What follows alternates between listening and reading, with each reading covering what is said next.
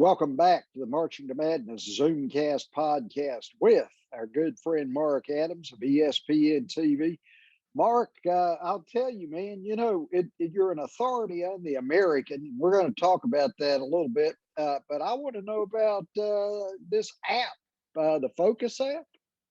Yeah, it's been really fascinating work, Ken, and thanks for having me on. It's great to see you again. Oh, yeah. And I'm sorry we won't see each other. I've got UCF and USF coming up this weekend, but you'll be there, but I won't. I'll be right here in the old Enthusiasms basketball cabin, so I'll be broadcasting from here that day. But yeah, I got involved with a project based upon the book that I wrote, The Coach and the Geek, Building a Kick Butt Culture, which, by the way, also is also on my camera shot whenever I'm on ESPN. So I get national advertising all the time for that. And so along the way, coaches started reading our book. It was written by myself and Jeff Van Fleet is really talented software quality engineer. And the book is about how do you combine technology to build a culture of to build better communication, better accountability, things like that really bring a team together. And coaches read the book and said, that part about the technology where you measure hustle, can you really do that? Do you have a tool? So Jeff and we embarked on a mission where we met with Jay Wright, we met with Kelvin Sampson, Kermit Davis, Brian Gregory, all these coaches from around the country, and asked them, what do you currently measure? How do you use analytics? What do you use as a teaching tool? And we really settled on a teaching tool. I believe in analytics. I think analytics are great, but I think they can become very, very complicated. And this simplifies what your team DNA is. So it's basically built, Ken, to evaluate hustle, if you will. Things that take concentration and effort, but really not a lot of talent, like challenge shots. Doesn't take any talent to do that, just takes concentration and effort. If you go ball pressure, hard cuts to the basket, catch square, things like that. And coaches became fascinated with it. And so we built an app that actually measures hustle. We've got over 30 teams in Division I men's basketball using the app this year, which is just a tremendous start. We just started with it in October after a couple of years of doing a lot of research, a lot of hard work. And then now we're actually penetrating baseball and women's softball, which is really cool. So Indiana University, the women's team there is our first women's softball team to take it on. Wright State from just up the road, they've got a great baseball program. They're going to be using the app here starting up this week. And so it's been a fascinating ride. So if there's some coaches out there that watch the podcast, you can get a hold of me at mark@coachandgeek.com, mark@coachandgeek.com, or you can go ahead and go out to the website, coachandgeek.com as well, and learn more about the Focus app. But it's been fascinating work, Ken, and I'm really proud to be a part of it. What was the impetus of doing the app? Where did it start? Well, it really all started with the book first, and then the reaction from coaches, because part of the fictional story is measuring hustle. It's about believing in your process versus your outcomes. And so many times in coaching we get hung up with the final score. And look, we all get hired and fired because of that. I get that. Yeah. But I think it could put undue pressure on yourself and your team. And so what I did is back in the 80s, I read a book called The Winner Within by Pat Riley, which really talked about successful processes. And then I built on that theme of his book and started building ways to evaluate my players in ways that weren't about winning or losing, but was about really honoring our process and defining our team DNA, and then holding our players accountable by measuring those behaviors. And it changed our culture. I mean, we went from being the worst team in America at Central Connecticut to being the greatest shot blocking team in NCAA history, other than Mutombo and Warning in 1989 at Georgetown. So, why? Because we really focused on challenging shots, closing out the right way, doing those little things. And again, coaches became enamored with the idea, but we had to come up with the right technology tool, which was really built and designed by real coaches, including myself. And Kelvin Sampson, of course, had a hand in that. And, it's really interesting with Houston. Marcus Sasser, Tremont Mark out for the season with injuries, but the Cougars, they don't lose a beat. They start going outside into Josh Carlton. He's averaged 25.5 points in his last 2 games. Yeah, Josh Carlton was a guy, Ken, that was wrapped in an invisibility cloak at UConn. Mhm. I mean, there's times he just disappeared, like he wasn't even there. Yeah. He goes to UConn, and right now, or goes to Houston, and right Mhm. now, I mean, he's a first team all conference player right now. He's playing at an Yeah. extremely high level, going for 30 and double doubles, and and then you add in Fabian White, who's I think been around since dirt at Houston. This must Yeah. be like his 15th year of eligibility, I think. Yeah. But when you look at what Kelvin has done, so he loses Caleb Mills, who would have been a first team all conference player a year ago. I just watched Caleb play for Mhm. Florida State last night in that game when they knocked off Miami. Really good Mhm. player. Fabian White went down with a terrible knee injury. He was out for a majority of last season, but yet they still figure out a way to go to the Final Four without those guys. Now, Fabian did Mhm. come back, but he was a shell of what he was. Now he's not. He's really Mhm. effective. And then they Yeah. lose Mark and they lose Sasser, and they're still right there. They're still a top 10 team in the country. Look, I coached against Kelvin when he was at Montana Tech. I was head coach at Rocky Mountain College. I coached with Kelvin. I was his defensive coach when we were at Washington State together back from 1989 to 1991. I'm Mhm. very familiar with what he does, but Ken, Kelvin became a better coach because of the Indiana situation, where Mhm. he was ostracized, sent away, show cause for Yeah. 5 years for phone calls. We're not even going to get into that. Yeah. It was a Bull bunch of crap. bull crap. It was. Yeah. We both know that. But his sabbatical in the NBA made him more multi-dimensional. And while everybody talks about rebounding and defense for Houston, they're Mhm. also one of the most efficient offensive teams in the country as well. That is a Mhm. well-oiled, well-balanced machine. Can we say it? They're a potential Final Four team again. I mean, all last year I said they were going to the Final Four. I was the only guy I think in the Yeah. country that recognized that early on. And you know Yeah. what? It might happen again. He does a tremendous job.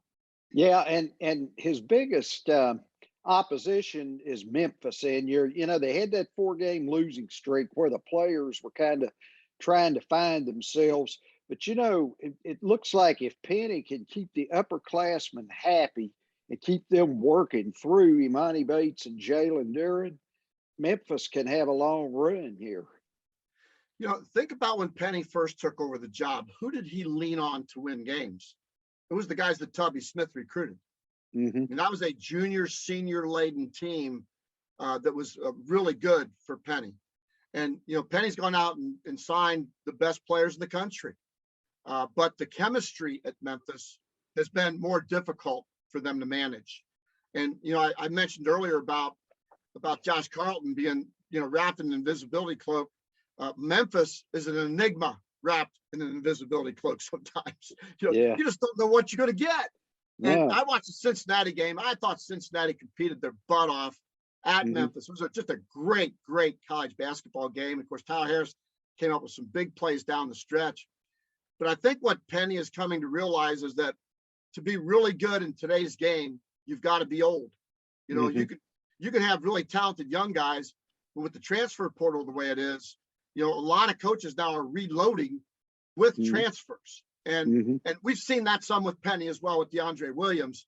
But I think that the ego of the 17, 18-year-old kid who's vying for a spot in the NBA versus the ego of a DeAndre Williams who played at Evansville, transfers to Memphis, and is grateful for the opportunity. Sometimes it's really hard to mix and match that as part of your culture in the locker room. And we're seeing that with Memphis. They're better. I Mm-hmm. think offensively, they share the ball better than what they did earlier. Defensively, they're not as good as what they were a year ago, but they were elite a year ago. I'm not saying they're bad. They were elite a year ago. It's just going to be interesting now to see, Ken, how all those parts and pieces continue to coexist, but Mm-hmm. better how they come together. And we'll see if they can really do that for the long term. I'm anxious to see also SMU and UCF and where they're gonna fit in here. Kendrick Davis is one of the best point guards in the country. UCF is deep. They're athletic. Ask Juwan Howard in Michigan. How deep and athletic Johnny Dawkins' team is. Can one of those two teams penetrate to the top? Yeah, I think that both of them can. SMU, of course, they've got the Roadrunner in Kendrick Davis, and he just makes everybody else better. And they've got other really interesting parts and pieces with the Weathers twins, Michael, and Marcus. I saw them as freshmen. They played for John Cooper. John Cooper is on Tim Jankovich's staff. And I saw those kids at Miami of Ohio. I live about 45 minutes from Miami of Ohio. And I saw them as freshmen and loved them. I mean, just loved both of them. But they're different. They're really different players. And I think that Tim is using them in a really intelligent way. And offensively, really hard to guard. Tim does some really unique and interesting things and gives his best player. This thing I've always loved about Tim. He gives his best player a lot of rope.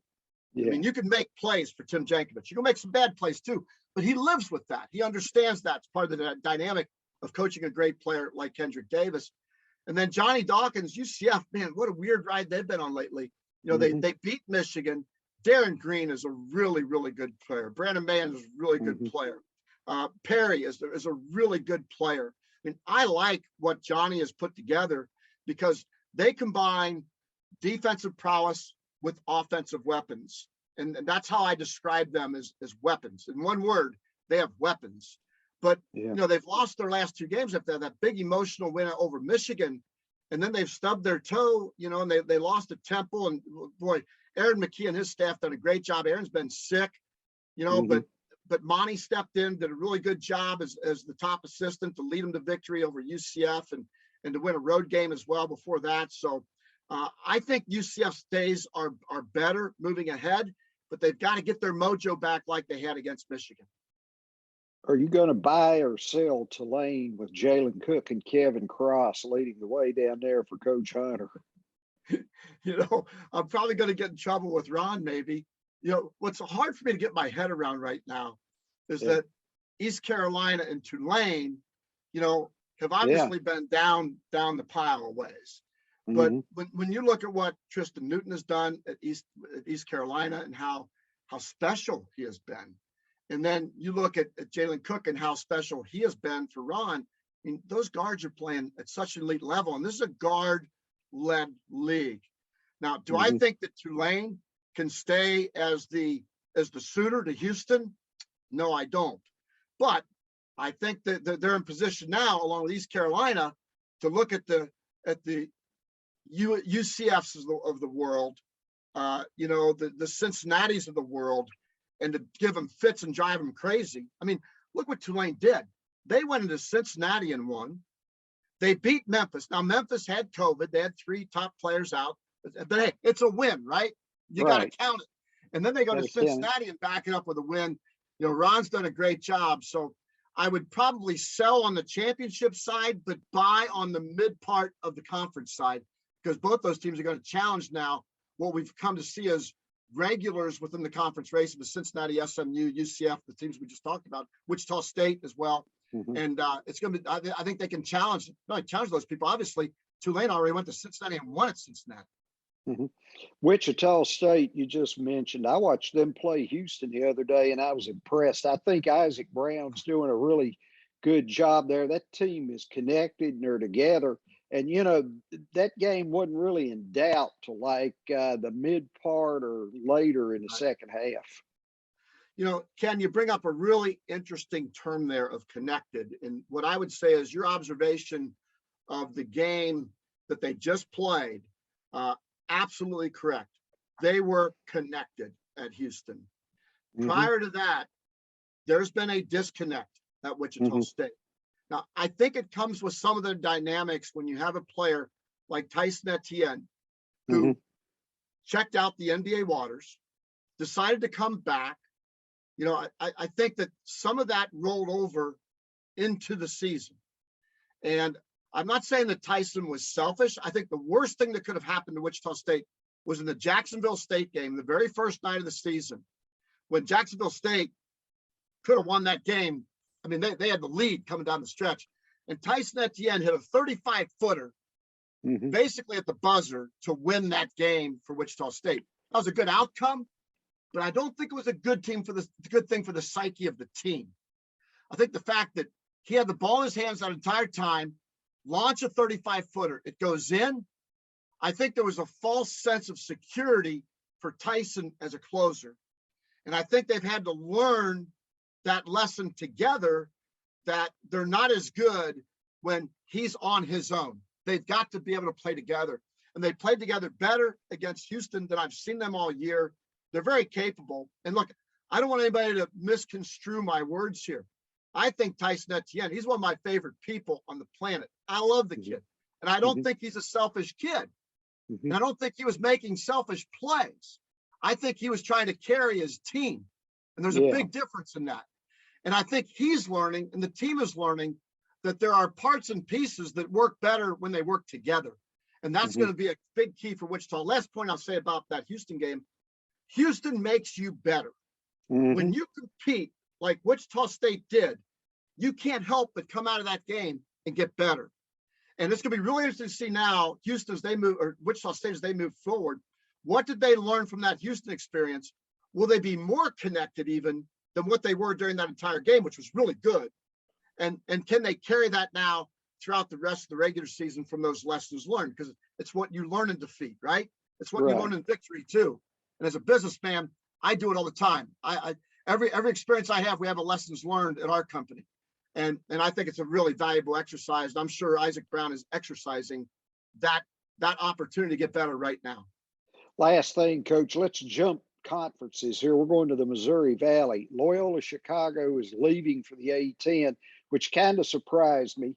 But then you've got Belmont, Murray State, and coming over from the OVC, and possibly UIC from the Horizon. Talk a little bit about what that means for the Missouri Valley, and then maybe also for Loyola. Yeah, I think the Missouri Valley is actually up the ante. I mean, let's go back to where Loyola was when they came into the conference. Okay, they were a middling Horizon League team. I mean, back then, Butler was dominating the Horizon League. Wright State wasn't far behind. You had Cleveland State, who was winning championships then as well. We don't even mention Loyola in the Horizon League during that time. They make the jump to the Missouri Valley. A lot of people were very critical of bringing a Midland team from the Horizon League into the Valley. However, I saw things that other people didn't. Porter Moser was underrated as a coach, and he was bringing that program along. And what I really loved about it was, Ken, that they were able to keep the really good Chicago kids in Chicago. Porter was able to manage that process because he played high school ball in Chicago. And so once that tide had turned and they started getting some of the public school kids to stay around and play for Loyola, then I saw the building blocks for that. And they were getting better and better and better every year, to a point where obviously they go to the Final Four, and last year, great run as well.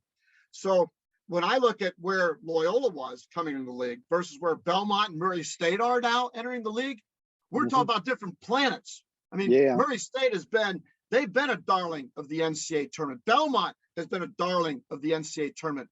The Belmont with Rick Byrd, the history of Rick Byrd and what he did as a college Hall of Fame coach. I saw him over in Kansas City when he was inducted. And then you got Murray State, with Mick Cronin coaching there, and then Billy Kennedy coaching there. I mean, just the lineage of coaches that have gone through at Murray State, and those passionate fans they have there. And I love their fans. I love the Racer fans. I've done a lot of games there over the years. And so to me, that's an upward mobility type thing that the Missouri Valley is now capitalizing on and adding those two Southern tiered teams. And then I think UIC is going to be the next. And you got to wonder if the Missouri Valley isn't thinking, will history repeat itself with a solid Chicago program that hasn't had quite the conference cachet that they're going to get from the Missouri Valley Conference because of Wichita State, because of Northern Iowa, because of Loyola and the success in the NCAA tournament. Can UIC then build on that? Because I think UIC is going to be the next team that joins the Missouri Valley. And it'll just be interesting to see if they can duplicate what Loyola did in coming to the Valley and have such great success. They better check on Sister Jean and see if she's available. There you go. There you go, Sister Jean. Who couldn't love her, right? Hopefully we see her again soon, because they're pretty tough this year as well. Yeah. Coach Mark Adams here on Marching to Madness. Coach, it's always a pleasure. I enjoy talking hoop with you, and I hope we get you down here to Tampa, maybe for a Bulls game here at some point this season. although you're on remote Saturday night. Well, Ken, you're a good man. You're a good friend. I always enjoy coming on, talking hoops with you. You know, you're just one of those guys that's really easy to connect with and easy to trust. And so anytime I can ever help you, you just say the word. Thank you, Coach. I appreciate it. Good luck to you. Thanks, Ken.